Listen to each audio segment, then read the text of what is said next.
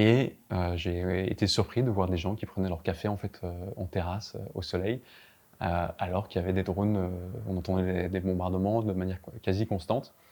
Et je me suis presque surpris d'être surpris parce que ça fait 10 ans que je fais ce métier et donc je sais qu'en fait, c'est comme ça, les zones de guerre, qu'en fait, les gens continuent à vivre. Mais ça continue à me surprendre et tant mieux, c'est bien de continuer à être surpris quand on fait du journalisme. Raconte, s'écoute, se lit et se regarde. Raconte la rencontre. Bonjour Wilson Fash, bienvenue sur Raconte. Bonjour, merci. Qui es-tu? Qui je suis? Je suis un journaliste belge indépendant, j'ai 32 ans. Je couvre les zones de guerre depuis 10 ans maintenant et j'habite ici à Bruxelles. Tu viens de le dire, tu couvres les zones de guerre. J'ai envie de te proposer d'aller directement au front.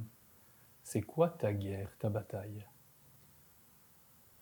C'est quoi ma bataille? Ma bataille, c'est de raconter le monde, d'essayer de le raconter le mieux possible et de raconter, parce que je couvre des zones de guerre justement, des lignes de front, de raconter les souffrances des civils et d'essayer de leur faire justice en partageant avec le reste du monde ce qui se passe dans certains endroits.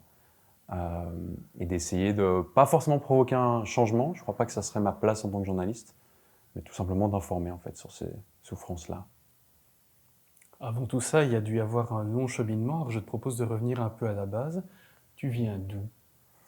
Je viens de Schaerbeek, de Bruxelles.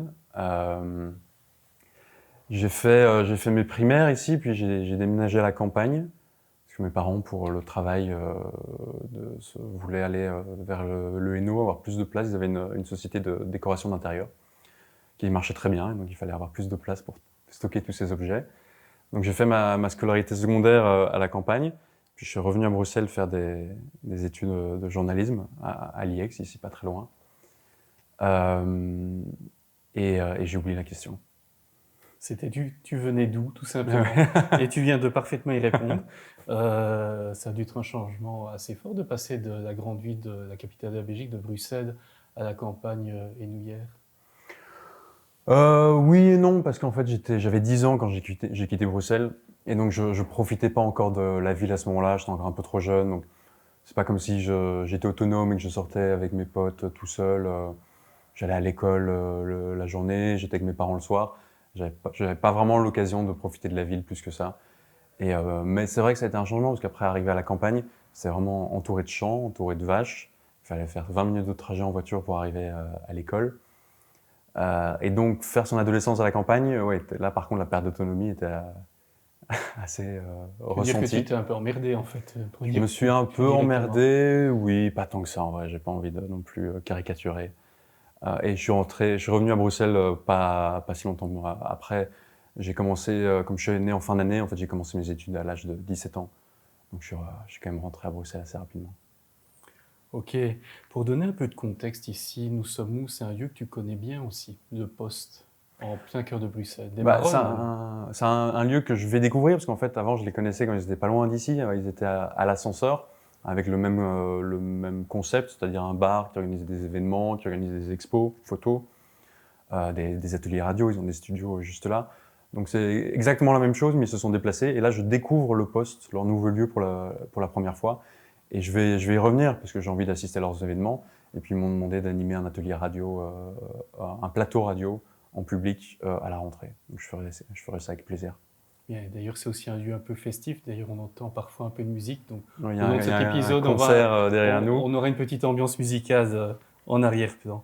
Donc, tu disais, pour en revenir à ta biographie, tu as fait tes études ici à l'IEX, une école de journalisme bien connue en Belgique.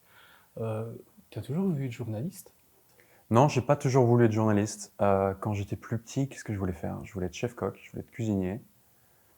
Il y avait un lien Hmm, dans la famille ou pas du tout? Pas vraiment, non. Pas de cuisinier, pas de chef dans la famille, mais des parents qui ont toujours été des grands amateurs de bouffe, Des et donc ils m'ont épicuriens. transmis cette passion-là.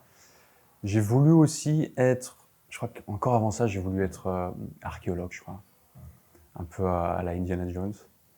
J'ai aussi voulu être entrepreneur, c'est un peu en suivant mes parents, qui eux étaient entrepreneurs, donc je me suis dit, ah, pourquoi pas, Ils ont fait de leur passion leur métier. Ils sont leurs propres patrons. Ça m'intéressait. Finalement, je retrouve de ça dans le journalisme aujourd'hui, d'être mon propre patron puisque je suis indépendant. On va en parler plus loin. Et donc non, le journalisme n'était pas un rêve de gosse.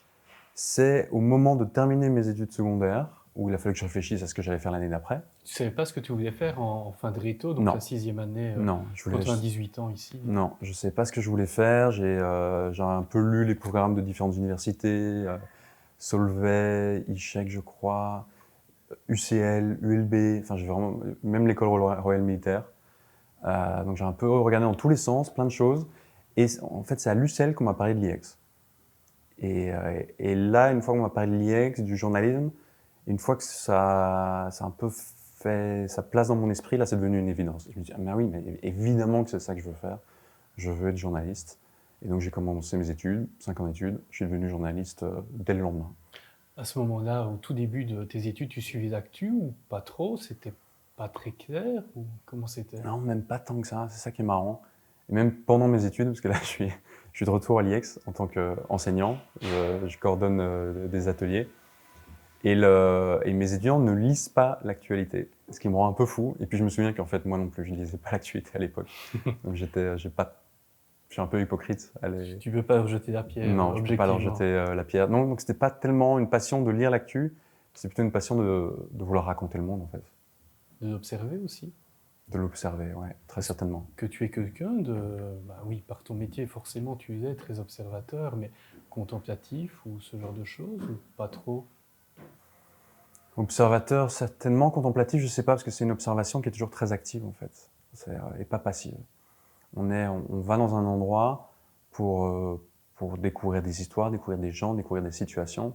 Et donc on est très actif dans notre observation. On va chercher les choses qu'on veut voir, qu'on veut observer.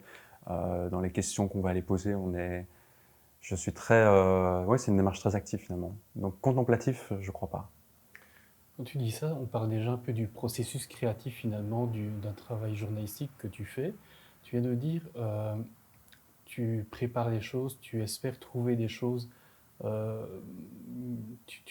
comment tu idéalises un peu avant d'aller sur le terrain ou pas du tout? Tu dis tiens, ça va se passer comme ceci, comme cela, ou tu l'espères, ou au contraire, ça va pas du tout se passer comme ça et tu vas faire chou blanc.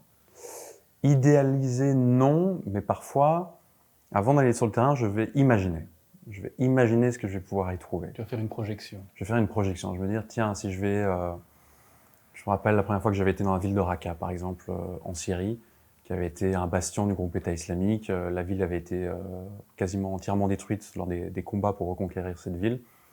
Et je me suis dit, j'ai essayé d'imaginer ce que j'allais y trouver. Et je me suis dit, tiens, pour raconter justement ce bilan humain, le nombre de civils tués par les bombardements de la coalition menée par les États-Unis, tués par l'État islamique, tués pris entre deux feux, pour raconter ce bilan humain catastrophique. Et si je faisais le portrait du médecin légiste de Raqqa, sans savoir que cette personne existait. Je me suis dit, tiens, mais si il existe, si il ou elle existe, ça pourrait faire un super portrait, il faudrait que je le trouve. Et donc j'ai été à Raqqa, j'ai posé la question, est-ce qu'il y a un médecin légiste qui travaille dans cette ville? Et bon, on m'a répondu oui. Et donc j'ai été le rencontrer, et puis non seulement il existait, mais surtout c'était un super personnage, comme on dit dans ma profession. C'est-à-dire qu'il était charismatique, il avait envie de raconter des choses, il avait plein de choses à raconter. C'est un mec qui avait 60 ans, donc il avait aussi tout un background qui pouvait raconter la guerre contre l'État islamique, mais aussi les dernières décennies, la dictature Assad, etc. Et donc j'avais imaginé ce personnage, et en fait il était encore mieux que ce que j'espérais, et donc j'ai écrit son portrait. Et j'en avais fait un article pour Libération. Donc il faut de l'imagination aussi, il faut parfois presque inventer les choses, et puis on arrive sur le terrain, et puis on découvre si finalement ces choses-là sont vraies ou pas, s'ils existent ou pas, et on fait en fonction, et on rebondit. C'est toujours le terrain qui impose finalement. Il faut être adaptatif. C'est le terrain qui choisit, il faut s'adapter. On va revenir sur le cours de ta biographie.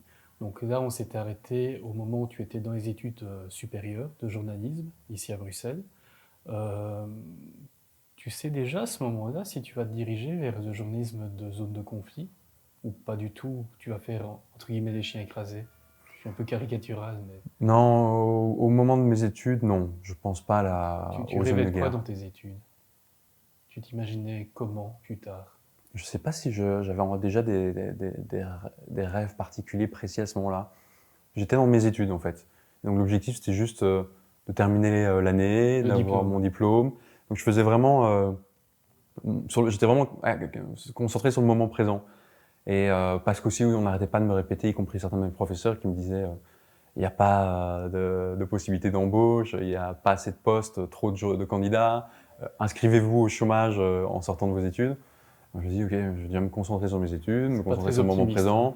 présent. Après les études aussi, c'est aussi un moment de... Je crois que les études, au-delà d'apprendre un métier, c'est aussi un moment où on apprend à se connaître aussi, à profiter de sa jeunesse. On n'est pas encore tout à fait un adulte, et il faut encore aussi profiter de la fin de son adolescence.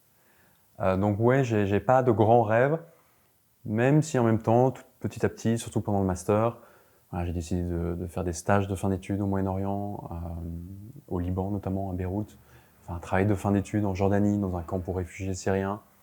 Donc déjà, j'avais cet attrait pour le Moyen-Orient, déjà j'avais cet attrait pour le reportage.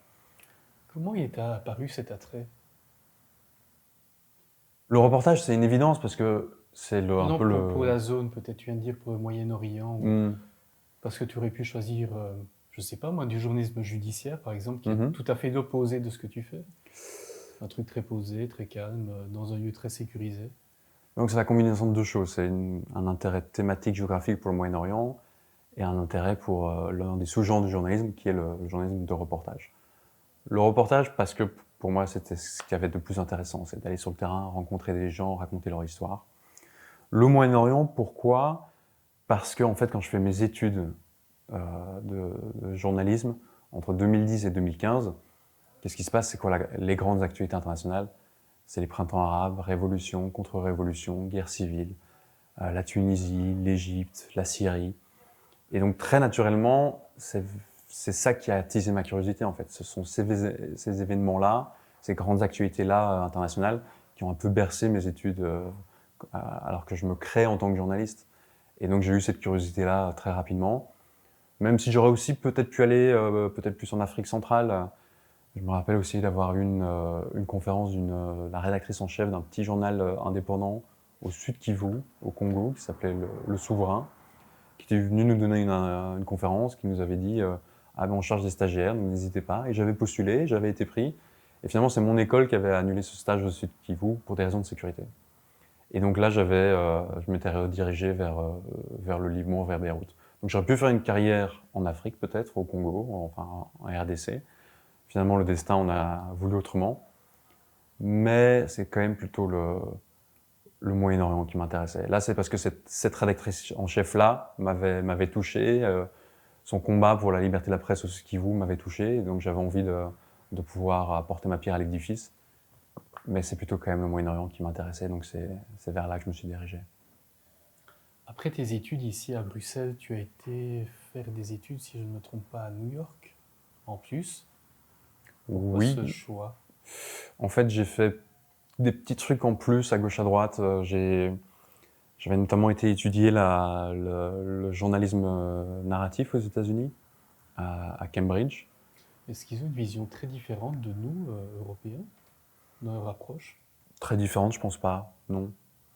Non, non. C'est ça qui est bien avec le journalisme, c'est que les bases du journalisme, elles sont universelles.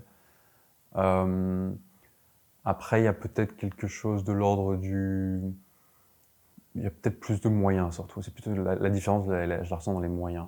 Les médias anglais, anglo-saxons, américains ont plus de moyens. Et donc, avoir plus de moyens, ça a aussi un impact qualitatif. Ça, c'est une certitude. Mais donc oui, pour en venir à mes études, oui, j'ai fait cette formation au journalisme narratif à Cambridge. J'ai fait une formation au journalisme en zone de guerre à New York. J'ai Donc là, refait... c'était clair. On va en zone de guerre. Oui, mais à ce moment-là, j'avais déjà été en Irak. Ok. Donc c'était pour justement... J'avais fait cette première mission en Irak de 2-3 semaines. Donc je me dis après, ah ok, j'ai envie d'y retourner, parce que j'ai trouvé ça passionnant. Mais donc il faut que je sois équipé pour bien le faire. Et donc il me faut une formation adaptée. Et ça a apporté un plus de faire une formation plus académique, alors que tu as déjà fait un séjour sur place? C'était pas ce que j'ai fait à New York, c'était pas une formation académique, c'était une formation au contraire très concrète, apporter les soins de premier secours, l'évaluation de risque. C'était des témoignages de journalistes qui ont une grande expérience en zone de guerre. Il y avait des mises en situation où on était dans le noir, il y avait des bruits d'explosion et il fallait vérifier que si la personne blessée, où est-ce qu'elle était blessée, est-ce qu'il fallait lui faire un garrot ou un bandage, etc. Donc c'était pas du tout académique, c'était très pratique Vraiment justement. un entraînement presque militaire, en fait. Ouais, un entraînement presque militaire, tout à fait. Ok. Ah oui, je comprends mieux maintenant pourquoi le faire après et C'est ça. pas avant. Ça prend tout son sens. Euh, mais on va faire une petite ellipse dans le temps. Tu vas pour la première fois quand et où? Tu as fini tes études, tu reçois enfin ce diplôme dont on vient de parler. Qu'est-ce que tu fais? Avant même de recevoir mon diplôme, j'ai été en Irak en fait. Parce que je voulais aller en Irak, j'ai décidé de rendre mon mémoire de fin d'études en troisième session en septembre-octobre. Et donc j'ai été en Irak dès la fin de mon stage au Liban en fait. Du Liban, je termine mon stage en mai-juin 2015. Et de là, je prends un avion pour Erbil, au nord de l'Irak. Et je fais un premier terrain de 2-3 semaines où je fais plein de reportages en binôme avec un photographe français. De là, je reviens en Belgique pour terminer mon mémoire de fin d'études. Et je fais cette formation à New York. Je profite d'être à New York pour aussi couvrir les élections américaines. À ce moment-là, on est pleine primaire républicaine. On pensait encore que Trump était un clown et qu'il ne gagnerait jamais. On pense toujours qu'il est un clown, mais il a gagné. 2 fois. 2 fois. Et donc je reste 1 mois, 2 mois aux États-Unis, je fais cette formation, je fais des piges, je couvre les primaires républicaines. Et puis je retourne en Irak, 1 fois, 2 fois, et finalement je m'y installe et je deviens correspondant en Irak pendant la guerre contre Daesh. Ce qui est impressionnant, c'est que tu le dis, presque ça s'est fait en mode automatique. Mais quand tu as pris ces décisions d'aller une première fois en Irak, c'est comme une décision lourde de sens, il faut la préparer. Comment on se prépare à dire demain je vais en Irak? Alors à l'époque c'était une zone de conflit, on était encore dans un conflit. Pratiquement, comment ça se fait? Tu peux pas prendre un avion et directement direction Irak? Si, Si? c'est exactement ce que j'ai fait. Et comme ça, Depuis, tu t'es décidé un après-midi ou enfin, j'ai du mal à avoir l'état d'esprit, tu vois. En fait, à ce moment-là, je suis à Beyrouth. Mon stage de fin d'études touche à sa fin. Dans le cadre de mon stage, j'ai fait une immersion d'un week-end d'un week-end de 2 jours avec les casques bleus français au sud Liban, dans la zone tampon Israël-Liban, avec un photographe français que j'avais rencontré par hasard dans une auberge de jeunesse beyroutine. Et donc on fait ce reportage ensemble pendant 2 jours. On a envie de continuer à travailler ensemble. Mon stage touche à sa fin. Qu'est-ce qui se passe dans la région? C'est la guerre contre Daesh. Je suis à 1h30 de vol d'Erbil. Pour aller dans la région kurde irakienne, le Kurdistan irakien, il ne faut pas de visa. L'avion coûte pas cher. En fait, c'est la guerre, mais la région kurde est relativement épargnée par les combats. En tout cas, la zone kurde partage 1000 km de ligne de front avec l'État islamique, mais à l'intérieur de ces territoires, en fait, il n'y a pas d'attentats, il n'y a pas de combat. Donc il y a moyen de travailler auprès des civils, auprès des déplacés, des réfugiés, sans se mettre en danger de mort. Et donc je me dis, ok, on le fait en fait. Surtout que je me sens accompagné par ce photographe français qui Quelle d'expérience à ce moment-là? n'a pas beaucoup plus, non, qui a pas Non. beaucoup plus d'expérience que moi. Vous étiez un peu Mais en tout cas, mais franc-tireur, justement, finalement, de se dire, ok, on y va à deux, on se donne du courage l'un l'autre. Et c'est ce qu'on a fait. On a fait 2-3. Donc en fait, pas dans une démarche de tête brûlée en fait. On a bien préparé ça, passé plein de coups de fil avant d'arriver sur place pour organiser des rendez-vous, faire des recherches.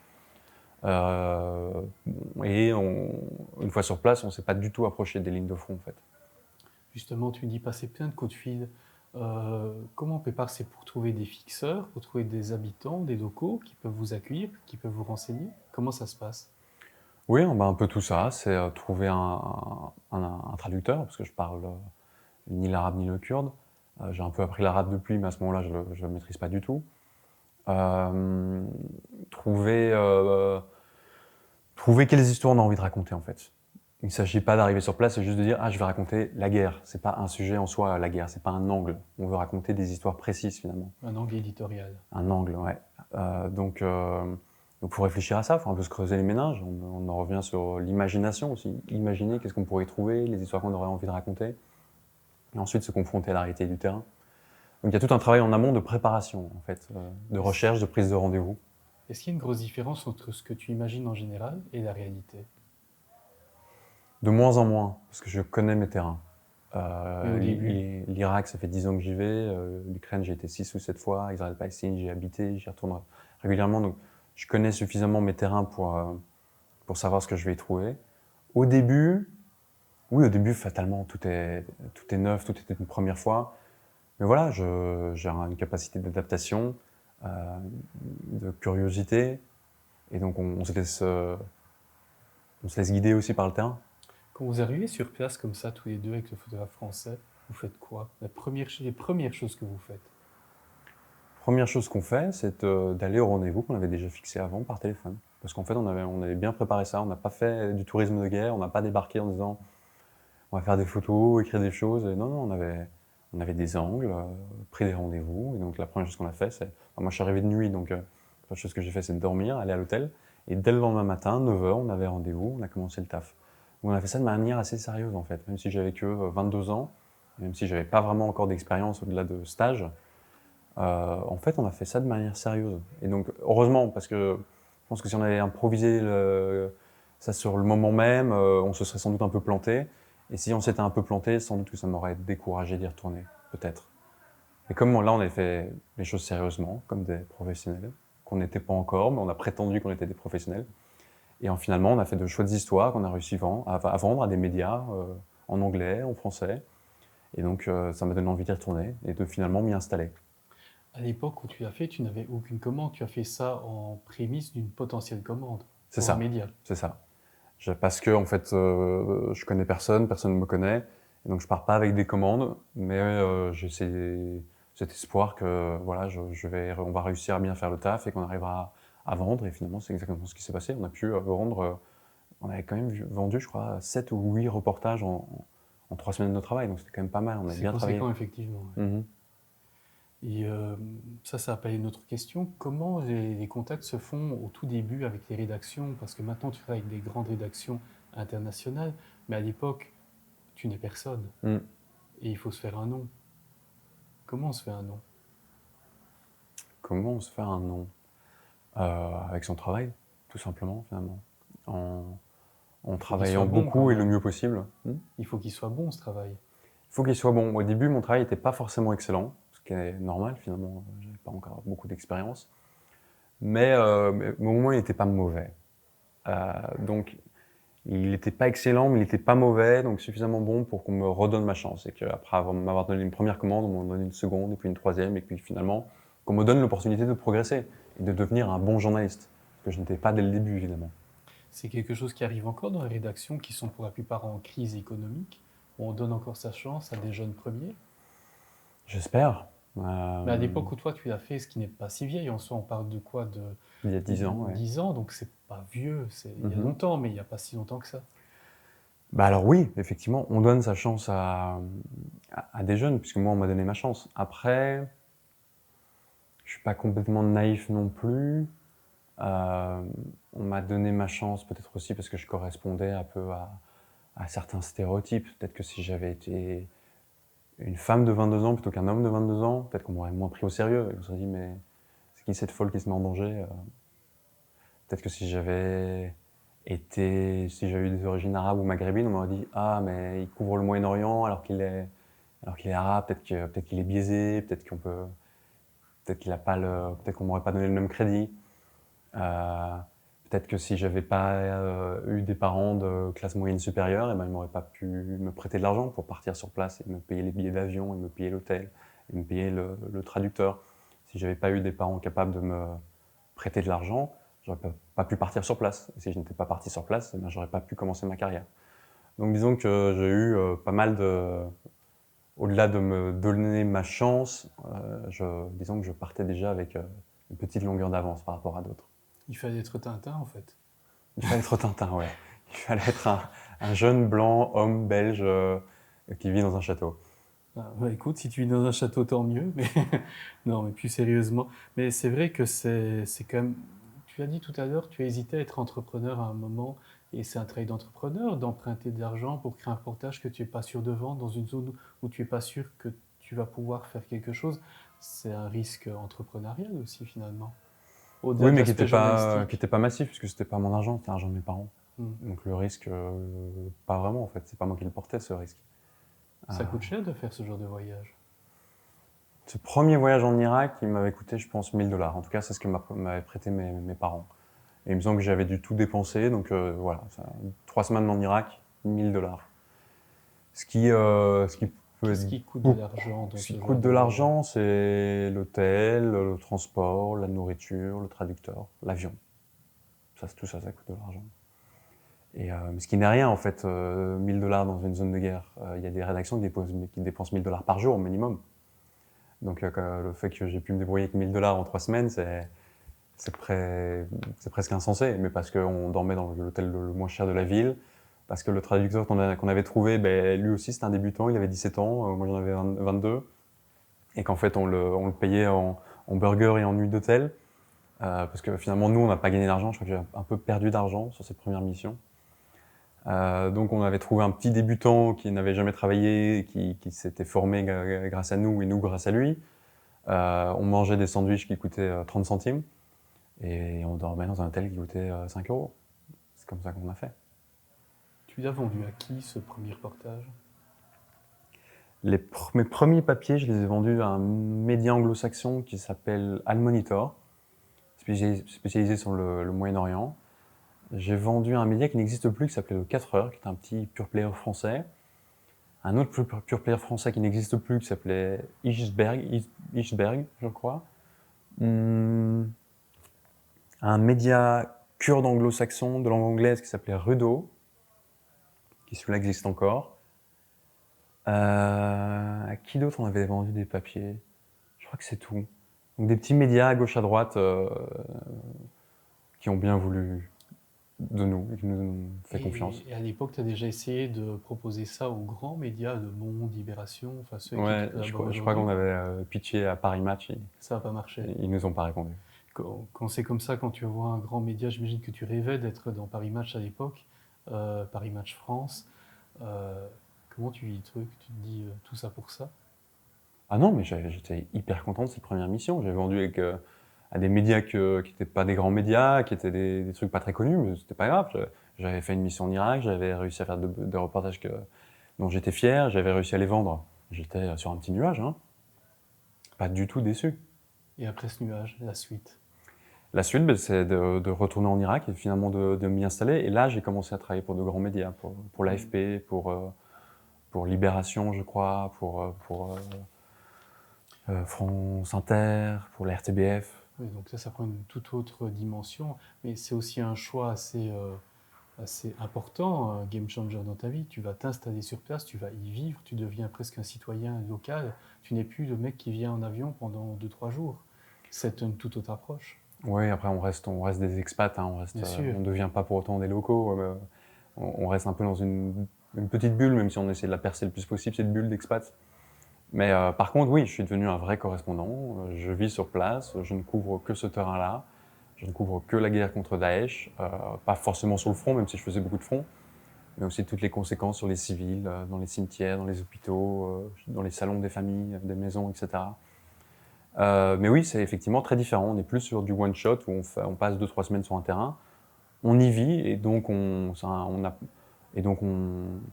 développe des compétences, une expertise, on progresse et on fait un meilleur travail au fil des mois et des années. Comment les choses se mettent en place? Donc tu arrives là-bas, tu trouves un appartement, j'imagine, et tu dois créer tout un réseau. Un réseau, c'est quoi? C'est des politiciens, c'est des militaires, qui sont ces personnes qui vont te permettre d'accéder à l'information et aux zones conflictuelles? Effectivement, d'abord il faut trouver où vivre et donc je m'installe en colocation avec d'autres journalistes, français, belges, irakiens, arabes, kurdes. Et on trouve une grande maison, hein, de 6 chambres et on vit tous ensemble en colocation. De là, on s'entraide beaucoup, on part ensemble sur le terrain, on s'échange des contacts. Et effectivement, il faut développer son réseau. Donc on va boire des verres et des cafés avec des généraux, avec des politiciens, avec des leaders religieux, avec des leaders politiques, avec des simples gens aussi. Oui, c'est ça le travail, développer son réseau, bien s'entourer, parce que c'est un travail qui, en fait, en tant qu'indépendant, on n'a pas le soutien d'une grande rédaction, parce qu'on bosse avec plein de rédactions, et pour eux, on est juste un contributeur occasionnel. Donc on est assez isolé, et donc sur le terrain, finalement, on décide un peu de recréer notre petite rédaction dans notre salon, avec d'autres journalistes. Raconte la forme avec le fond. Tu viens de le dire, tu dois créer un réseau avec les locaux. Est-ce qu'ils ne sont pas parfois un peu méfiants de voir un type arriver comme ça qui commence à poser des questions, prendre des photos, prendre des vidéos, qui a un micro? Eux, ils sont en guerre, ils sont dans une situation totalement différente de la tienne. Comment on va vers eux? Comment on les approche? C'est marrant, mais j'ai souvent été bien accueilli. Rarement avec de la méfiance. C'est arrivé, hein, évidemment, ça fait partie du jeu, mais en fait, je pense que les gens sont touchés qu'on s'intéresse à eux. Parce qu'on est dans des zones de guerre, et si je vais chercher ces gens-là, c'est a priori parce qu'il leur est arrivé quelque chose de grave. Et donc le fait qu'on s'intéresse à eux au pire moment de leur vie, je pense qu'en général, ça les touche, et donc ils sont prêts à répondre aux questions. Ça, c'est la majorité de mon expérience, je pense. Après, évidemment, parfois on est très mal accueillis, les gens ne veulent pas nous parler, et c'est leur droit, et c'est pas grave, on va toquer à notre porte. Mais en fait, je me laisse toujours une marge de manœuvre. C'est rare que j'ai absolument envie de parler à cette personne, et uniquement à cette personne, et rien qu'à cette personne. Il y a toujours d'autres personnes qui ont des histoires à raconter. Donc si une personne me dit non, c'est pas grave, c'est son droit. Je peux aller toquer chez le voisin, et le voisin me dira sans doute oui. Donc j'ai toujours aussi cette flexibilité-là. Il faut avoir de la flexibilité, pardon. De toute façon, dans ces zones-là, dans ces moments-là, ça fait partie du métier. Tu te décourages pas quand quelqu'un te dit non, ou pas envie, ou te houspille un petit peu? Tu te dis, bah non, je vais toquer chez le voisin. Non, je me décourage pas. Que les gens disent non, c'est pas grave, hein. C'est vraiment c'est le moindre de mes soucis, hein. Parfois, les gens essaient de me tuer, donc quand on me dit non, c'est pas vraiment un gros problème. Non, et puis si je sens que les gens sont... Parfois, ils disent oui, mais je sens que je prends un peu trop de leur temps, qu'ils ont envie qu'ils me répondent à moitié, bah alors je préfère les laisser aller voir quelqu'un d'autre, parce qu'en fait, pour raconter une bonne histoire, j'ai besoin de prendre mon temps, j'ai besoin d'avoir beaucoup de détails. C'est comme ça qu'on raconte de bonnes histoires aussi, c'est avec un niveau de détail assez élevé. Et donc j'ai besoin de gens qui sont prêts à jouer le jeu, et c'est presque une sorte de partenariat aussi. Eux, moi je pose beaucoup de questions, et eux, ils répondent plein de choses, et ils me font confiance, et voilà, on crée quelque chose ensemble. C'est presque de l'ordre de la co-création, en fait, l'interview. Et donc, écrire un reportage. Donc, je suis pas... les gens qui me répondent à moitié et que je sens que je les embête un peu, c'est pas grave, c'est leur droit, et je préfère aller voir ailleurs. Quand c'est comme ça, tu les enregistres ou tu prends juste des notes? Comment en général, j'essaye de faire et de la presse écrite et de la radio. C'est pas systématique, mais en fait, comme la presse écrite, c'est très mal payé, et ben, j'essaye de faire en plus de la radio, comme ça je suis payé 2 fois. Donc souvent j'enregistre. Si je fais que de la presse écrite, je m'emmerde pas à enregistrer pour ensuite, non, je prends des notes sur le moment même.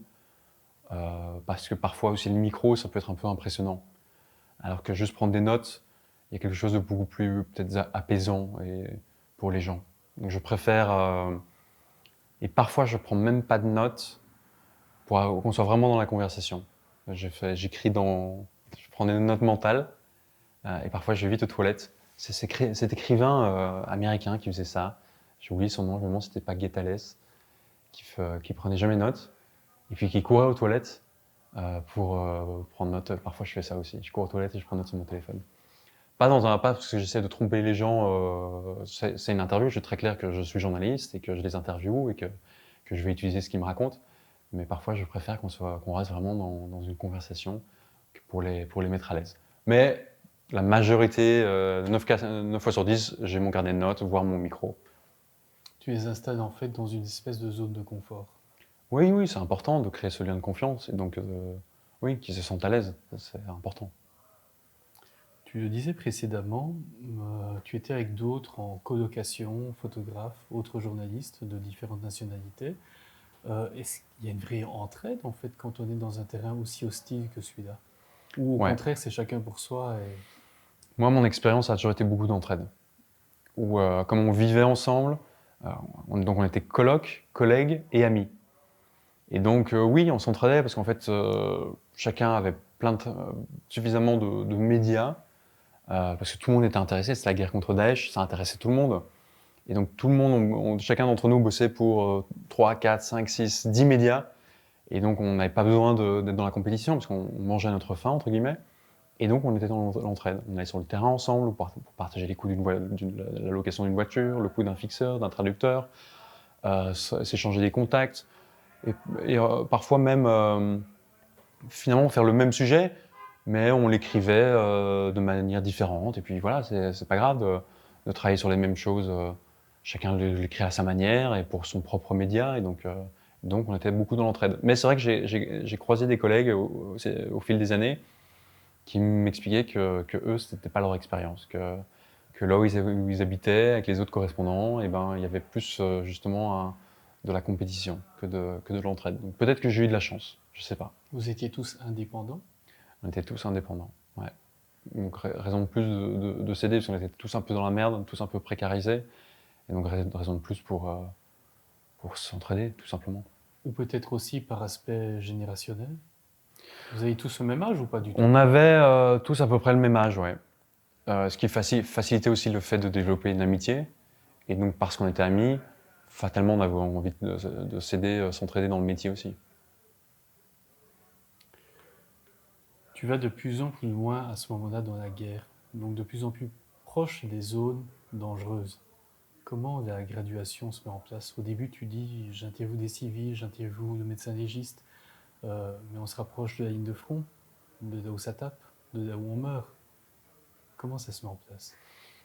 Il faut savoir qu'entre le premier moment où j'arrive en Irak à l'été 2015 et le premier moment où je vais vraiment en reportage sur une ligne de front active durant une offensive militaire, il se passe presque 1 an. Et donc j'ai été de manière très graduelle. D'abord, pas de ligne de front du tout. Et puis une ligne de front, mais pas active, au moment où il n'y avait pas d'offensive. Et puis une ligne de front active, mais une fois que l'offensive était terminée, juste après l'offensive. Puis pour finalement arriver à une ligne de front active au moment d'une offensive militaire, où je suis embed, comme on dit, avec les soldats, les combattants, kurdes, arabes, irakiens. Et où là, effectivement, il y a une mise en danger qui est beaucoup plus forte. Mais j'ai pris mon temps, j'ai jamais été une tête brûlée, en fait. En fait, il y a tellement de choses intéressantes à raconter qui n'est pas de l'ordre du combat, de l'échange de tirs, tellement de choses à raconter à l'arrière, avec les civils, dans les écoles, les mosquées, les synagogues, les hôpitaux, les cimetières.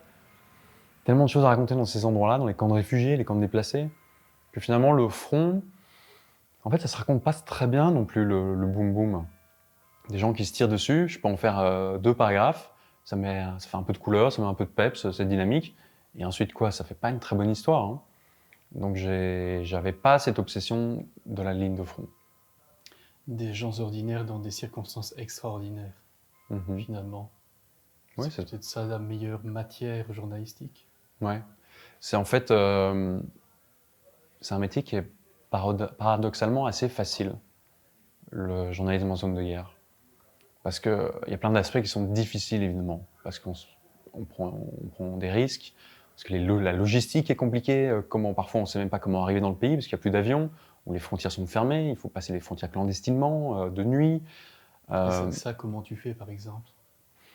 Tu as déjà fait, j'imagine, mais comment ça se passe? C'est un peu une opération commando, finalement. Ça dépend. Chaque zone est différente. Il n'y a pas de règle. Chaque zone est différente. Tu as des personnes sur place qui t'aident à passer dans un endroit discret ou...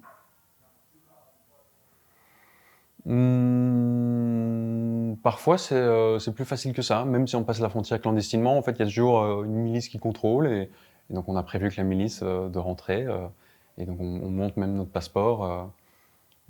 C'est pas toujours comme dans les films, hein. Parfois, on prend un thé avec le milicien qui nous fait passer et qui nous donne même une accréditation. Donc, on rentre clandestinement, mais ça a l'air d'être très officiel. Et comment ils sont d'accord comme ça tout de suite? Tu es Parce... très convaincant ou... Non, mais parce qu'ils accueillent les journalistes. Les gens ont souvent tendance à voir l'intérêt d'avoir des journalistes pour documenter ce qui se passe dans une zone de guerre.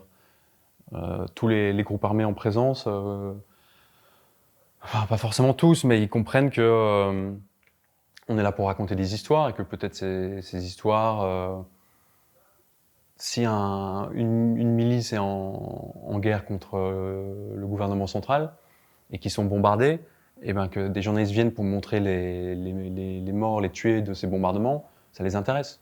Et donc évidemment qu'ils facilitent notre arrivée, notre passage. Ça, c'est dans le cadre où c'est dans leur intérêt. Et admettons que ça ne soit pas dans leur intérêt, qu'ils n'ont pas envie de montrer ce qui se passe. Ce qui doit arriver aussi, j'imagine. Mhm.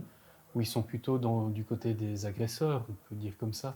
Là, c'est un peu plus difficile de négocier avec eux. Oui, mais parfois c'est même impossible. Toutes les zones en Syrie qui étaient sous le contrôle de Bachar al-Assad, j'y avais pas accès. Parce que c'est pas des zones où on pouvait entrer illégalement. Et si on le faisait, c'était la certitude d'être arrêté à un checkpoint et de disparaître dans les geôles du régime Assad. Donc je n'ai pas fait les zones contrôlées par Assad quand il était encore au pouvoir. En fait, tu t'es dit, c'est trop, c'est mon point de limite, je vais pas risquer ça.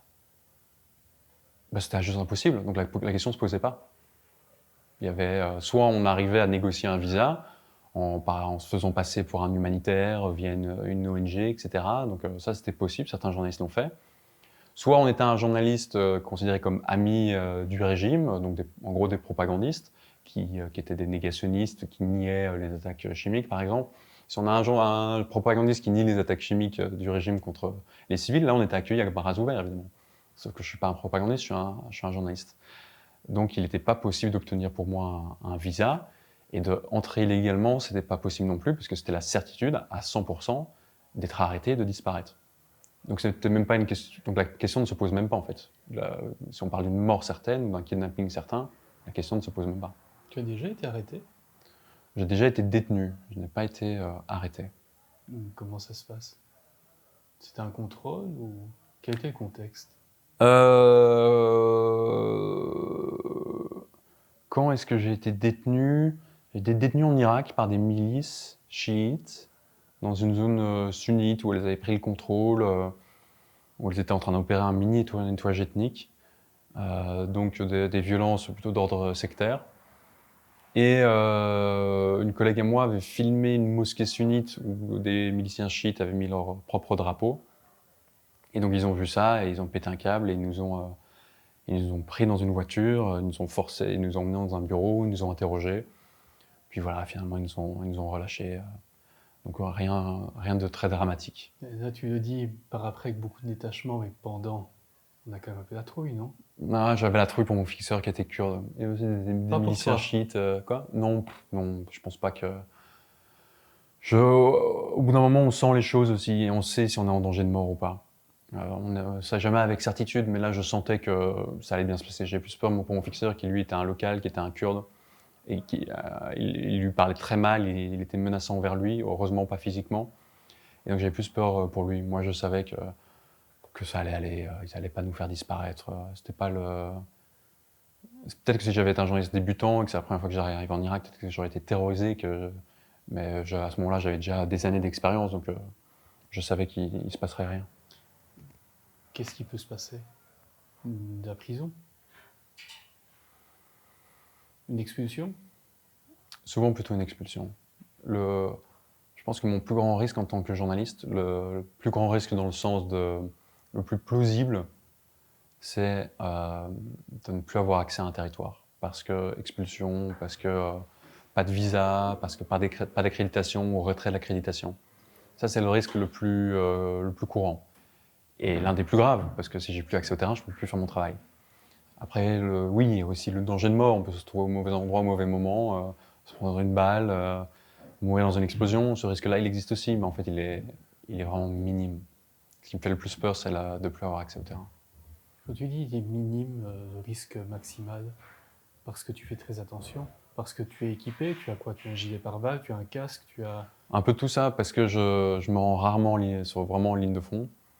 En fait, la zone de combat active, ça représente 10 à 20% de mon travail de terrain. Donc c'est quand même pas grand-chose, parce que je suis équipé, j'ai mon matériel de protection, parce que je suis formé, je sais évaluer les risques, je sais garder mon sang-froid. Enfin, ça, c'est pas tant de l'ordre de la formation que de l'ordre de l'expérience, en fait. Mais je suis aussi formé, c'est-à-dire formé aux soins de premier secours. Et j'essaie de travailler avec des gens qui eux aussi sont formés aux gestes de premier secours. Et, euh, et je sais où je mets les pieds, je sais bien m'entourer. Enfin, en tout cas, je fais moins d'erreurs qu'avant, parce que j'ai plus d'expérience qu'avant. Donc je travaille. Ouais, en fait, je suis un professionnel de l'information en zone hostile. Tu as dit tout à l'heure que c'était un métier facile. C'est de la provoque? Non, c'est pas de la provoque. Je sais que ça peut paraître étrange. Et il y a sur plein d'aspects, c'est un métier très difficile, parce que c'est un métier dangereux, parce que c'est un métier qui demande beaucoup de travail, d'endurance, et parce que la logistique peut être compliquée parfois. Il faut rentrer parfois dans des pays clandestinement. Il faut arriver à être accepté par des gens qui ne veulent pas de nous. Il faut réussir à raconter des histoires extrêmement complexes. Donc, évidemment, c'est un métier difficile et en même temps, c'est un métier très facile parce qu'en zone de guerre, tout est intéressant, tout est extraordinaire. Et parfois, on a juste à se baisser et à ramasser les histoires. Et ça, c'est facile. Je crois que c'est plus difficile parfois de faire du journalisme en Belgique. Il faut beaucoup plus se creuser les méninges pour raconter des histoires fortes. En fait, j'écris pas des histoires fortes. Je rencontre des gens dans des situations qui sont des gens et des situations extraordinaires. Ou, comme tu le disais tout à l'heure, des gens ordinaires dans des situations extraordinaires. Et donc, en fait, j'ai juste à décrire ce que je vois et et du coup, mon papier va être extraordinaire. Mais c'est pas moi qui fait un travail extraordinaire. C'est la situation qui est extraordinaire. Et donc, ça c'est facile. Je pense que si demain je vais faire du journalisme en Europe, j'aurais beaucoup plus de mal. Je trouverais ça plus difficile. Raconte la forme avec le fond. Même si la déontologie journalistique te l'interdit, au fond, tu as parfois déjà eu envie de prendre parti, d'une façon ou d'une autre, d'aider sur place ou aussi dans l'écriture, même si normalement c'est interdit. Mais devant tant peut-être d'injustice, Je pense, je sais pas si ça m'est vraiment interdit de prendre parti. Dans le sens où, oui, selon notamment, normalement, la neutralité, l'objectivité journalistique nous interdirait de prendre parti. Mais je suis pas sûr que je me sens très concerné par ça. Parce que je pense que le travail de reporter sur le terrain est un exercice forcément subjectif. Parce que d'aller choisir de rencontrer telle personne dans telle situation pour raconter telle histoire, le choix d'un angle, c'est un acte subjectif. Puisque on fait le choix de raconter une histoire et pas une autre. D'aller rencontrer telle personne et pas telle autre personne. Dans, euh, et parce que aussi, je crois que c'est pas grave de prendre parti tant qu'on respecte, sans dépasser certaines lignes rouges. On peut être engagé sans être militant. On peut prendre parti tout en restant honnête. Évidemment que quand je vais en Ukraine, je prends le parti des Ukrainiens. Je ne peux pas créer de fausses équivalences entre l'agresseur et l'agressé. Ou si on parle de la Palestine, je ne peux pas créer de fausses équivalences entre l'occupant et l'occupé. Parce qu'il n'y a pas d'équivalence entre les deux. Et donc ça ne me dérange pas de prendre parti tant que je reste honnête. Et cette honnêteté, pour parler de manière concrète, elle prend la forme d'être critique de l'autorité palestinienne, des chancelleries occidentales, évidemment du Hamas, euh, sans créer de fausses équivalences, sans dire qu'être occupant et occupé, c'est la même chose, qu'être colon et colonisé, c'est la même chose, qu'être génocidaire et génocidé, c'est la même chose. Non, ce n'est pas la même chose. Et donc il faut être honnête. Et surtout, il faut être empathique de tous. Et donc même si j'ai un parti pris, même si j'ai des convictions, euh, je, je ne m'interdis pas, je ne m'enferme pas dans un récit. Je fais l'effort intellectuel et l'effort d'empathie d'aller parler à tout le monde. Et de passer des mois, comme j'ai pu le faire, à raconter le sort de civils israéliens, kidnappés, tués, massacrés, blessés. Ça, c'est important, ça, c'est nécessaire. Donc prendre parti, oui, mais pas d'avoir une empathie sélective. Ça serait une grave erreur, je pense. Mais de prendre parti dans le sens de garder une certaine clarté morale. Et ça aussi, je pense que c'est une compétence. C'est un grand mot, ça, clarté morale. Mais en fait, non, je pense que ça fait partie vraiment de nos compétences de journaliste, de reporter en terrain de guerre. C'est de faire preuve de clarté morale. Ça, je crois que c'est très important. ça doit être un apprentissage difficile. obtenir cette clarté morale? Ça s'apprend à force d'expérience, ça s'apprend à force de s'intéresser au droit international. Je pense que quand on est reporter en zone de guerre, je pense que le droit international est une très bonne boussole. Finalement, qu'est-ce qu'un crime de guerre, qu'est-ce que ne l'est pas. Quand je suis en Ukraine, évidemment que je prends le parti des Ukrainiens. Je ne vais pas me retrouver à défendre l'agression russe, ça n'a pas de sens. L'agression russe est un crime, je ne vais pas me retrouver à défendre des crimes. Ce serait quand même le comble. Mais ça ne m'empêche pas d'être critique de l'armée ukrainienne. Ça ne m'a pas empêché de faire un reportage sur des crimes de guerre ukrainiens, sur l'armée ukrainienne qui utilisait des armes interdites, c'est-à-dire des mines antipersonnelles, qui avaient blessé des enfants ukrainiens. Et donc j'étais à la rencontre de ces enfants ukrainiens pour raconter qu'ils avaient été blessés par leur propre armée en violation du droit international. Donc c'est ça en fait ce que je veux dire, par faire preuve de clarté morale. On ne crée pas de fausses équivalences entre agresseur et agressé, mais on n'offre pas un blanc-seing ni aux Ukrainiens, ni aux Palestiniens, ni à personne. On reste critique, on reste juste et on reste empathique. Est-ce que tu as des anecdotes, peut-être de moments plus heureux dans ces zones? Parce que vu que tu as vécu longtemps dans ces zones de conflit, avec les civils, avec les locaux, et aussi avec les journalistes expatriés, est-ce qu'il y a aussi des moments plus légers? Parce qu'il y a une tension, on entend les explosions peut-être au loin, ou il y a une tension dans la rue, on voit que les gens sont nerveux, mais est-ce qu'il y a aussi des moments heureux dans la guerre? Il y a plein de moments heureux.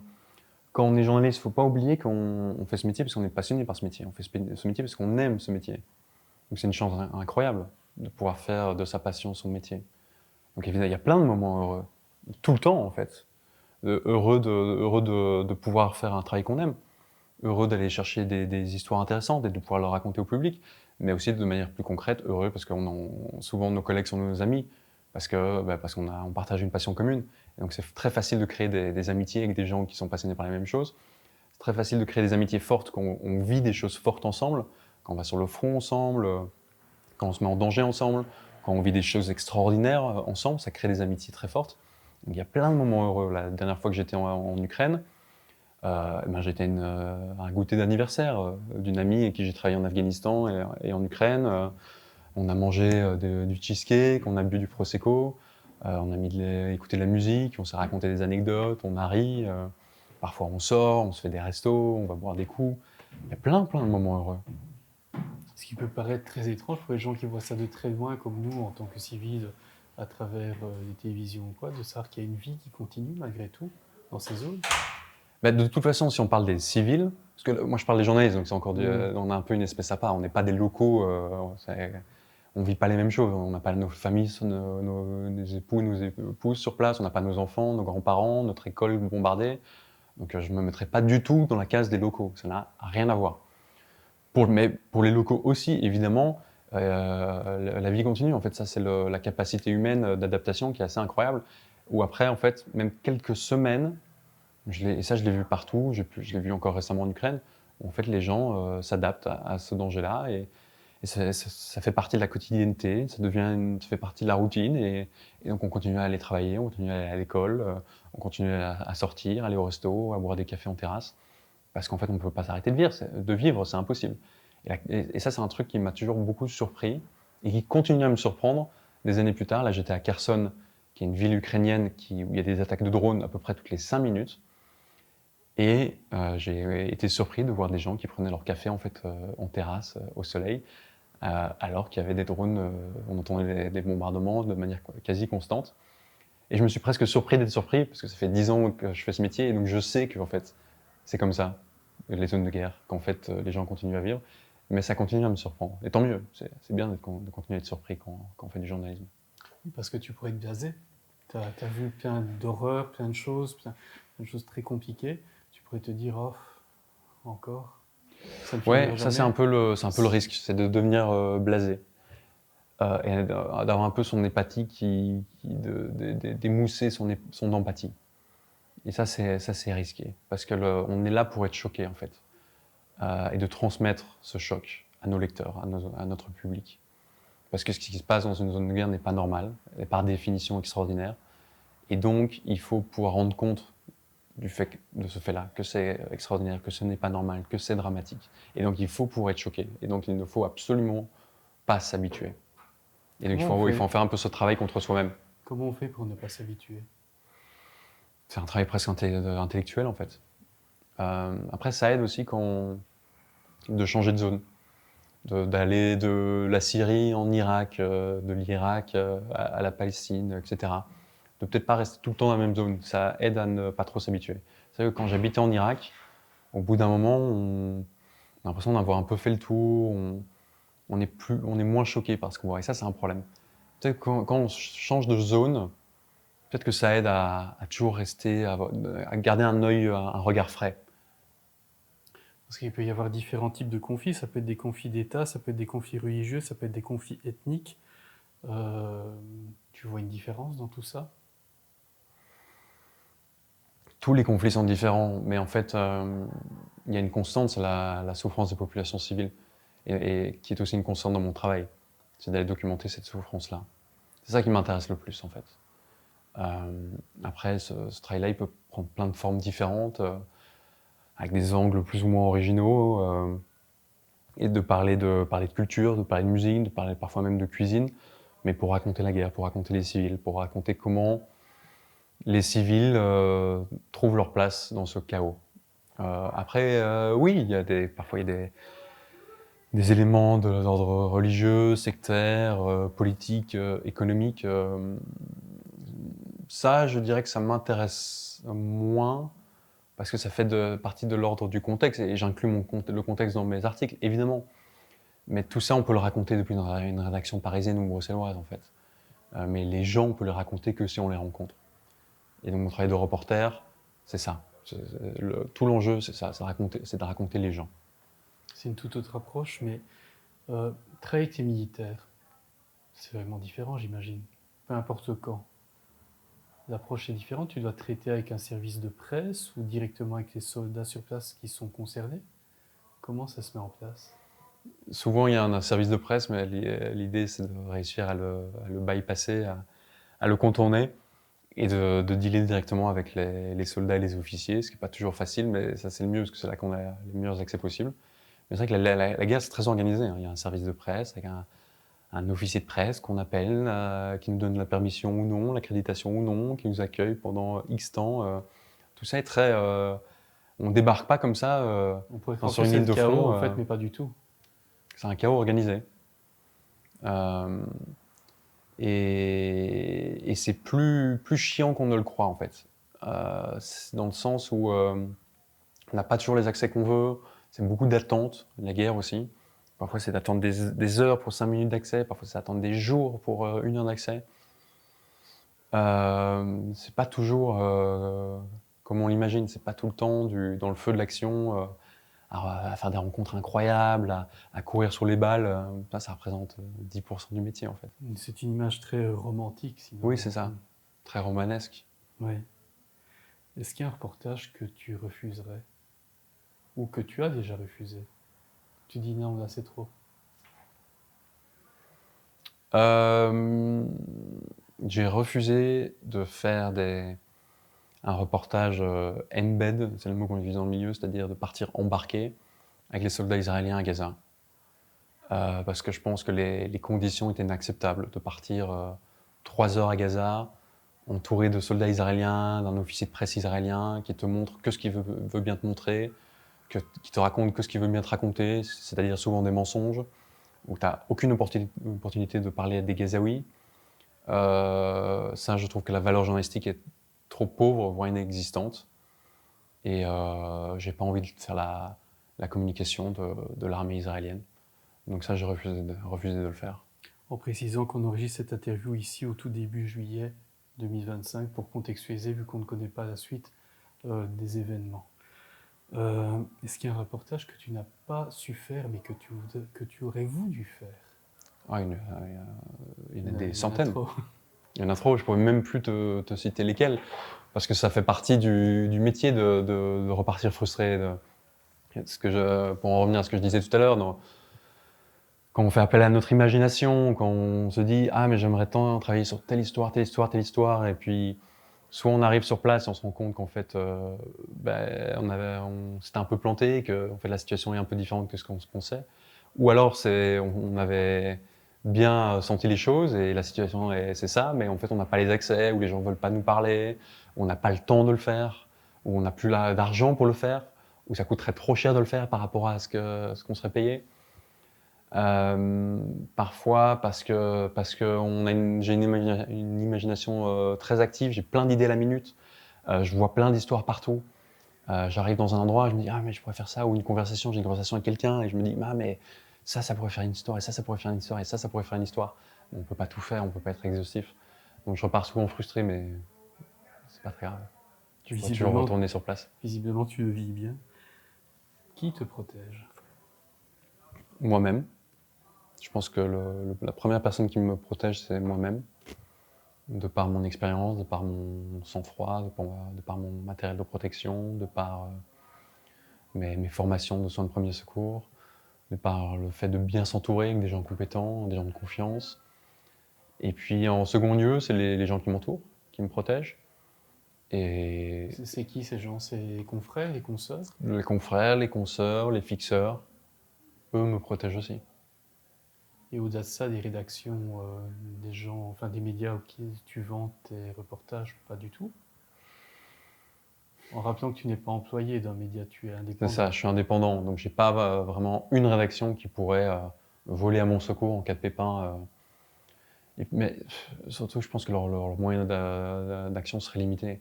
Que va pouvoir faire mon rédacteur en chef ici à Bruxelles ou à Paris, alors que j'ai été blessé en Ukraine ou en Syrie ou en Palestine? Ils vont, ils vont être impuissants, en fait.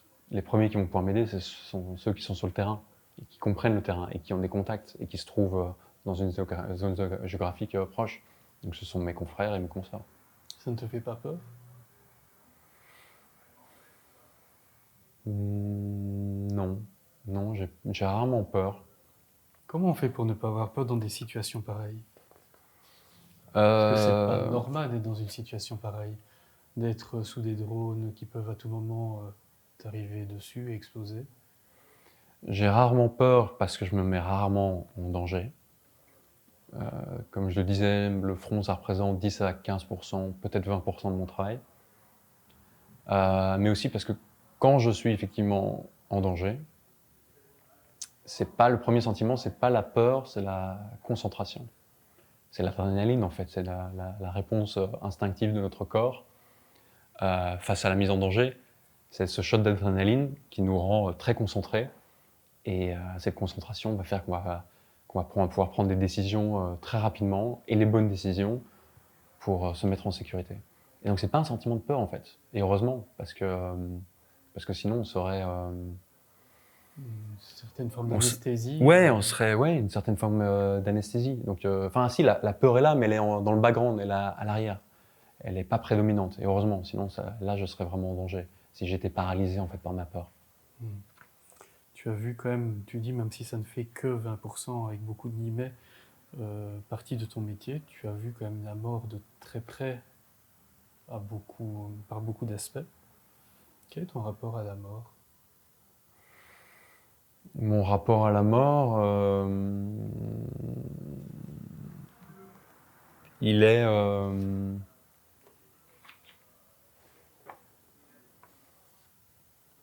il est apaisé.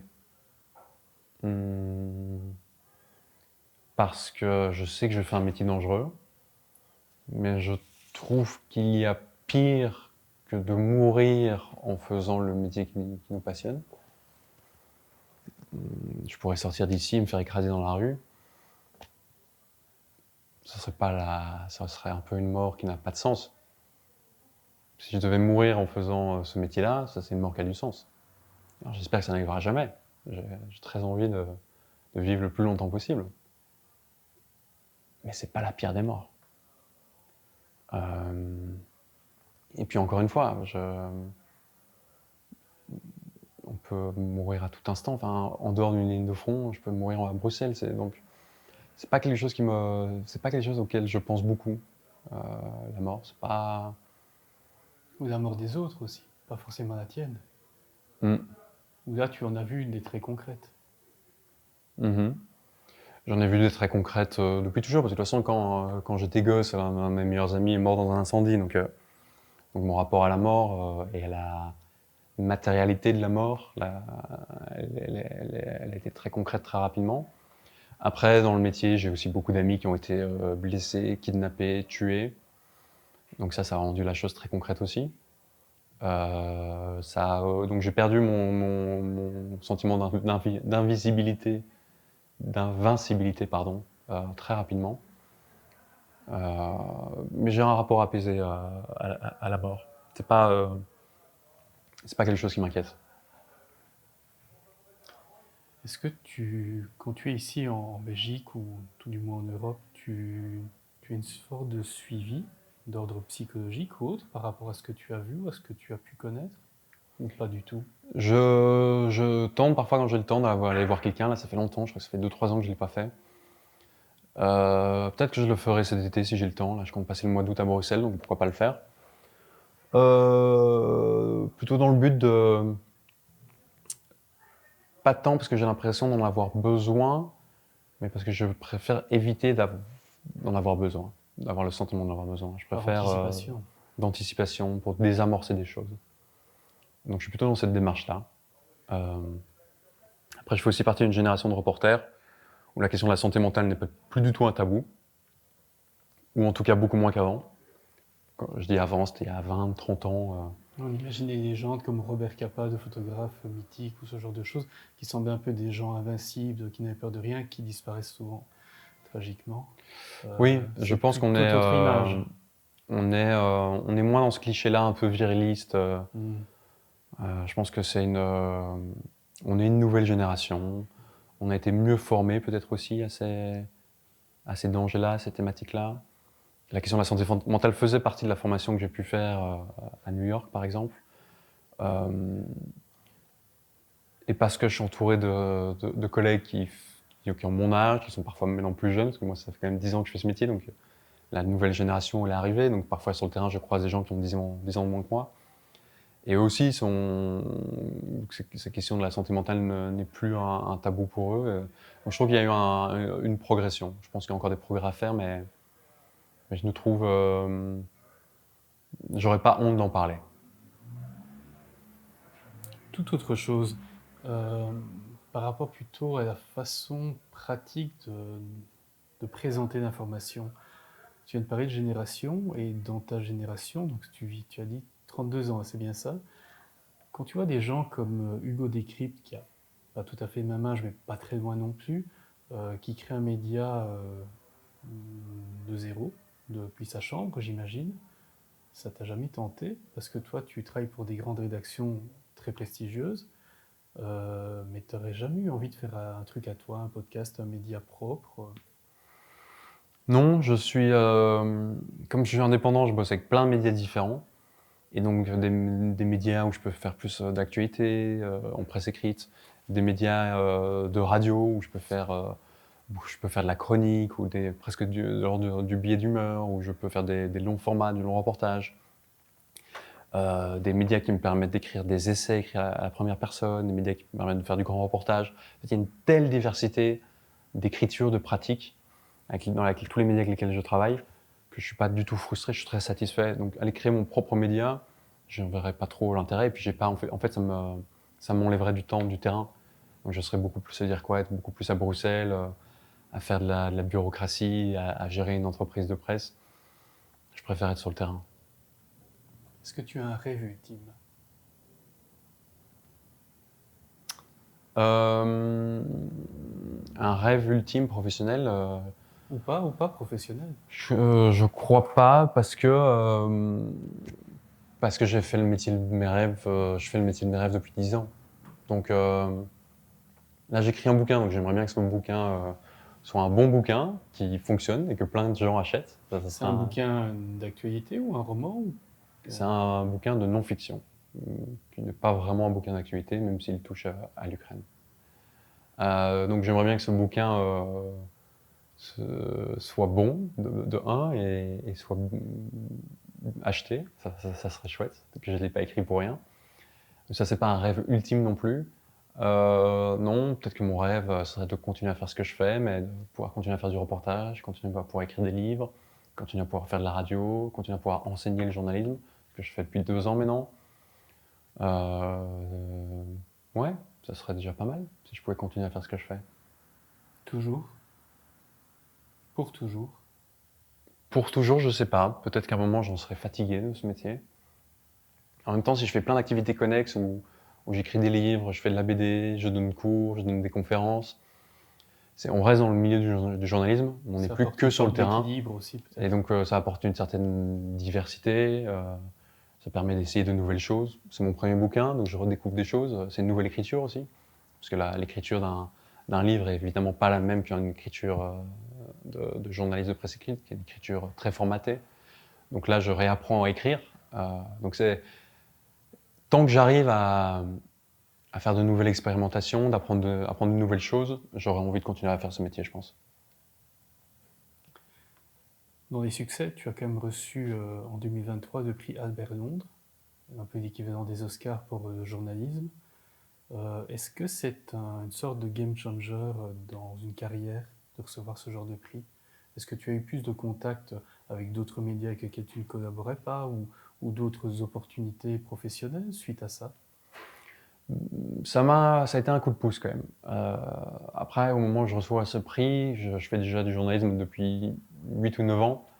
Donc j'étais déjà bien installé, je faisais déjà mon métier exactement comme j'avais envie de le faire, avec plein de médias. Mais si j'ai vendu un livre, si j'ai pu signer un contrat avec une maison d'édition, je pense que c'est grâce à ce prix. J'ai pu avoir je pense que j'ai peut-être certains médias acceptent plus facilement mes propositions de reportage, me font plus facilement confiance. Peut-être plus simple d'obtenir des bourses aussi, parce que du coup j'ai un CV plus fourni, une réputation un peu plus prestigieuse. Donc je pense que c'était un petit coup de pouce sur plein de choses, mais ça a pas changé ma vie. Ça n'avait pas été le jour et la nuit. Ça n'a pas été le jour et la nuit. Hmm. En préparant cette interview, j'ai remarqué que dans le patrimoine familial, il y avait eu aussi un grand-père qui avait un parcours un peu particulier, résistant, espion pendant la Deuxième Guerre mondiale. Est-ce que tu crois qu'il y a eu une espèce de filiation au-delà du sens purement famille par rapport à ça? Mise en Peut-être, danger, cette envie de liberté, de justice peut-être? peut-être. Tu l'as connu? Oui, oui, je l'ai bien connu. Il est mort il y a 10 ans, donc quand j'avais 22 ans, donc je l'ai bien connu. Vous avez déjà parlé de cette époque ou pas du tout? Non, lui n'en parlait pas. C'était pas quelque chose dont il parlait facilement. Et moi, bizarrement, ça m'intéressait pas trop non plus. La Seconde Guerre mondiale, ça me paraissait loin. Je le regrette un peu, évidemment. Euh, donc on n'en a pas trop parlé, mais il a laissé beaucoup de traces écrites. Et donc là, justement, je suis en train de me plonger là-dedans. Là, hier, j'étais aux archives de l'État où il y a une pile de 1,5 mètre de documents de mon grand-père, de notes manuscrites, de lettres, de coupures de journaux, de photos. Donc je suis en train de me plonger là-dedans. Donc je découvre des choses assez folles. Et est-ce qu'il y a une sorte de filiation? J'en sais rien. C'est aussi ça, quelque chose que je suis en train d'explorer. Peut-être que oui, peut-être que c'est pas une coïncidence que lui ait rejoint la résistance quand il avait 22 ans et que moi je suis parti en Irak à l'âge de 22 ans. Peut-être que c'est une coïncidence, peut-être pas. Je crois que, et ça c'est quelque chose d'assez documenté, que les fils, petits-fils, filles, petites-filles de résistants ont parfois du mal à trouver leur place dans le monde parce que le résistant aux nazis, dans notre imaginaire collectif, en tout cas dans nos sociétés occidentales au XXIe siècle, XXe siècle, le résistant est la figure ultime du héros. Il n'y a pas de figure plus héroïque que le résistant aux nazis. Et donc, si on a un descendant de résistant, on est forcément de ça. On est dans une incapacité à faire mieux. à faire mieux.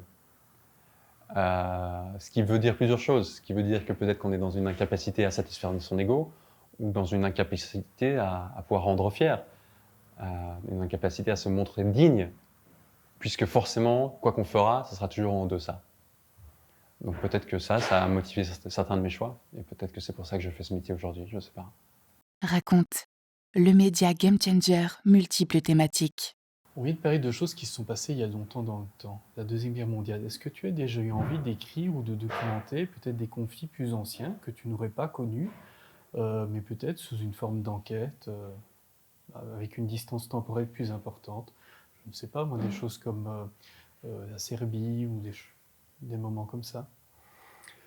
J'essaie les choses que j'ai fait ces derniers temps, d'incorporer des éléments historiques dans mes reportages.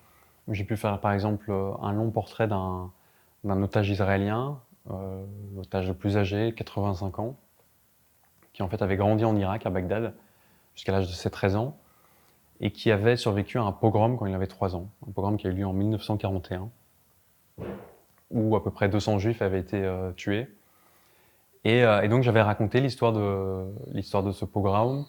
J'avais raconté l'histoire de la création de l'État d'Israël en 1948, l'expulsion massive, le nettoyage ethnique des Palestiniens à la faveur de l'émergence de cet État israélien. Et donc j'avais fait un long papier sur 5 pages pour l'Écho, où justement j'incorporais des pages entières sur l'histoire, en fait, l'histoire des Juifs irakiens, de ce pogrom qui s'appelle le Faroud, de leur exode massif au début des années 50, pour faire écho à l'histoire moderne aussi, au 7 octobre, au génocide à Gaza. Et ça, je trouve ça intéressant, quand on peut documenter le présent en créant des miroirs et des échos avec le passé. Ça, je pense que ça a de la valeur. Après le passé, le futur, comment tu vois, après c'est en crise, mais ça je pense qu'elle est en crise déjà avant ta naissance, mais comment tu vois le futur de l'information en zone de conflit? Vu que la guerre est de plus en plus technologique, on utilise des drones, on utilise du piratage informatique, peut-être de moins en moins de conflits avec des gens. Tu vois une différence déjà sur les 10 ans d'expérience que tu as?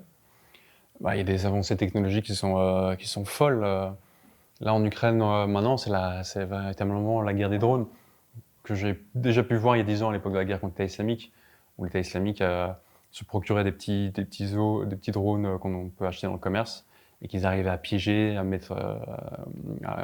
qui pouvaient voler dans le ciel et lâcher des grenades, donc je le voyais déjà. Mais ça, c'était encore à l'époque très amateur. Et maintenant, c'est hyper professionnel, c'est produit à une échelle industrielle. Donc oui, il y a des capacités technologiques. Là, quand j'étais à Kherson, maintenant, ils utilisaient même des drones à fibre optique qui donc ne pouvaient pas être brouillés, ne pouvaient C'est pas des être drones repérés. filaires, ils sont reliés au sol. Exactement. Mm. Et là, hier, c'était quoi cette semaine, la semaine dernière, les Chinois faisaient la présentation de drones qui sont de la taille d'un insecte. Donc oui, il y a une avancée technologique, mais fondamentalement, la guerre reste la guerre. Il y aura toujours des civils et des soldats blessés et tués et traumatisés, et des villes et des villages détruits. Et donc ça n'a pas changé, ça ne changera pas. Et donc en fait, je pense que je ferai mon métier toujours de la même manière, pour raconter des histoires toujours très similaires, malheureusement. Pour quasiment clôturer sur une note pratico-pratique, tu as dit plusieurs fois que tu es indépendant. Quand on est reporter de guerre comme toi, comment on gagne sa vie? On gagne sa vie en multipliant les collaborations. Donc on écrit beaucoup. Et quand je fais un reportage de presse écrite, j'essaie aussi de le faire en radio et parfois aussi de le faire en télé, et donc de vendre le même sujet plusieurs fois et de l'écrire à la fois pour des médias français et belges francophones et canadiens et libanais francophones et suisses francophones, etc. C'est quelque etc. chose que les médias acceptent, ils ne veulent pas une exclusivité. Non, parce qu'ils payent trop mal pour demander l'exclusivité, donc oui, ils acceptent. Est-ce que, par exemple, c'est un reportage de guerre avec tout le risque que tu prends, tous les risques que tu prends, c'est mieux payé qu'un reportage conventionnel que tu pourrais faire ici en Belgique? C'est Pas payer la du même tout. chose. C'est dur quand même. Je fais la même chose que ce soit un reportage sur ligne de front en Ukraine ou que je le fasse ici dans les Marolles. Donc c'est comme ça, donc il faut plus travailler. Parce que le travail en ligne de front coûte très cher. Faut déjà payer son matériel de sécurité. Mon gilet de pare-balles, il m'a coûté 1 000 euros. Faut payer des hôtels, faut payer un fixeur. Un fixeur, ça coûte 200, 250, 300 euros la journée. Donc les frais sont élevés. Donc comment je gagne ma vie? Beaucoup de bourses. J'envoie des dossiers pour obtenir des bourses. Sans bourse, je pense pas que j'arriverais à faire ce métier. J'ai déjà reçu des dizaines de milliers d'euros de bourse en 10 ans. Sans ça, je pense que j'aurais raccroché il y a longtemps. Est-ce qu'il y a quelque chose qui t'inquiète pour la pérennité de ton activité? Oui, ça m'inquiète, ouais. En Belgique, on a la chance d'avoir cette bourse qui s'appelle le Fonds pour le journalisme, qui est pilotée par l'AJP, l'Association des journalistes belges francophones, qui est financée par la Fédération Wallonie-Bruxelles. Si cette bourse venait à s'arrêter, je donne pas cher du journalisme de qualité, d'enquête, de reportage en Belgique francophone. Parce que en fait, faire du bon travail, j'évoquais ce long reportage que j'ai fait sur cet otage israélien d'origine juive irakienne. Ça a représenté des mois de travail, 2 voyages en Israël, 1 voyage à Bagdad. Ça coûte très cher, ça m'a coûté 5 ou 10 000 euros de frais, d'avion, de traducteurs, d'hôtel. Et aucun média ne peut se permettre d'avancer ce genre d'argent. En tout cas, pas en Belgique francophone. En France, ils ont un peu plus de moyens. Combien paye un média en moyenne? Un article de presse écrite, reportage en zone de guerre, ça va être payé grosso modo entre 400 et 600 euros brut. Donc, Pour un grand média national. Donc, pas grand-chose.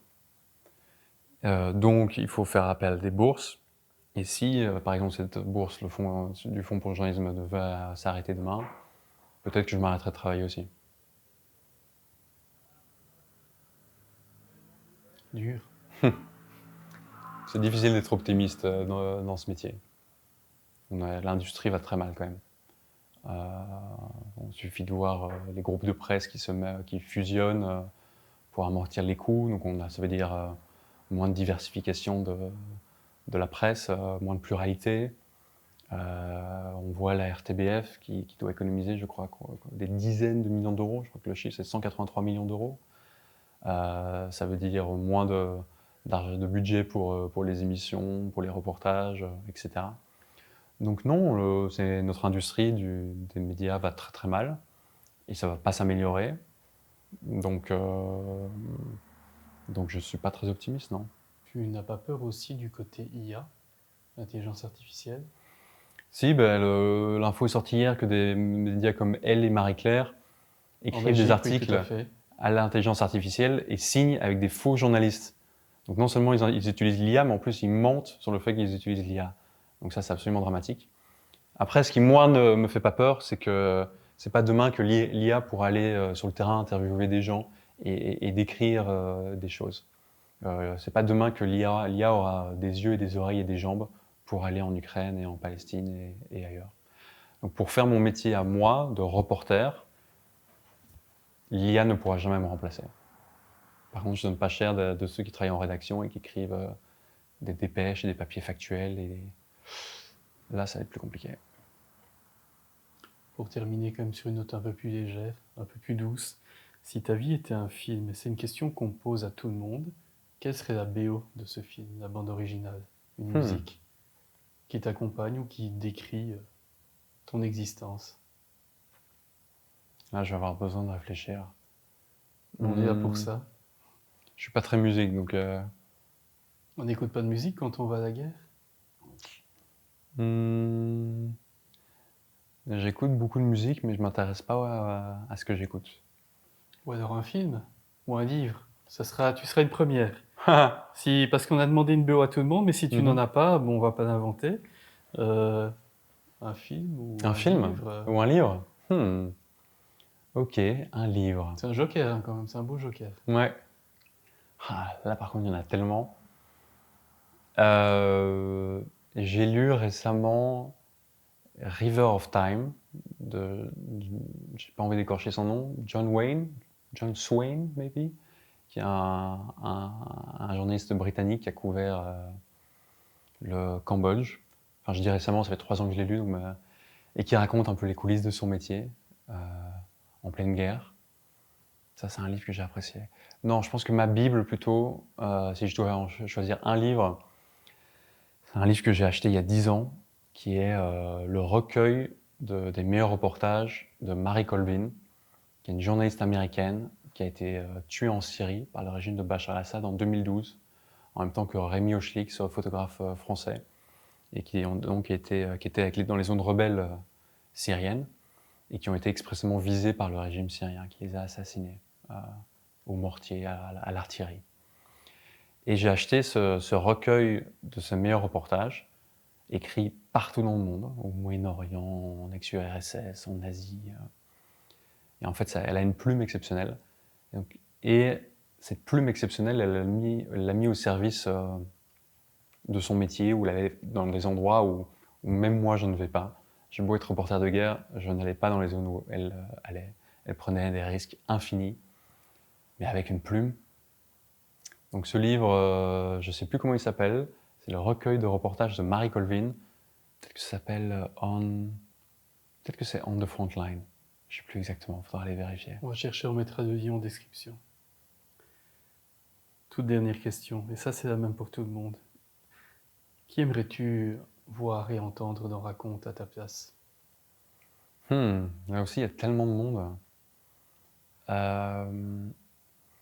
J'aimerais bien entendre... ça doit être quelqu'un qui parlera en français ou pas forcément? C'est mieux. On est très francophone, donc... Alors, il faut que je réfléchisse un peu. J'aimerais bien entendre... Ah, je sais. J'aimerais bien entendre Rami Abou Jamous, qui est un journaliste palestinien francophone qui est de Gaza, qui se trouve toujours aujourd'hui à Gaza, qui a été déplacé un nombre incalculable de fois, qui a vécu sous tente, qui là vient de retourner dans son appartement à Gaza City, dans un immeuble en partie endommagé, et qui depuis bientôt 2 ans maintenant nous décrit le génocide qu'il survit au jour le jour, avec une plume extraordinaire, avec un regard extraordinaire, avec une intelligence extraordinaire. Et puis juste le fait qu'il soit là, en fait, sur place, c'est déjà extraordinaire. Donc j'espère que vous aurez l'occasion de le rencontrer et de l'interviewer. Je pense qu'il aurait beaucoup de choses intéressantes à raconter. Tu le connais personnellement? Je le connais personnellement, oui. En fait, je crois qu'on ne s'est jamais rencontrés. Peut-être qu'on s'est croisés à Gaza, je ne sais pas. Mais on s'échange régulièrement des messages. Nous enregistrons cet épisode début juillet 2025. Est-ce que tu sais déjà où tu vas aller? Je vais aller en reportage en Allemagne bientôt, à Nuremberg plus précisément, pour raconter la genèse et la chute de la justice internationale. Vaste projet. Je vais retourner en Ukraine. Je vais retourner au Liban, en Syrie. Et en novembre, normalement, je vais aussi aller en Birmanie, dans des zones rebelles, pour aller faire une immersion de 2-3 semaines avec la guérilla qui se bat contre la junte militaire. Eh bien, merci Wilson Fache. Merci à vous.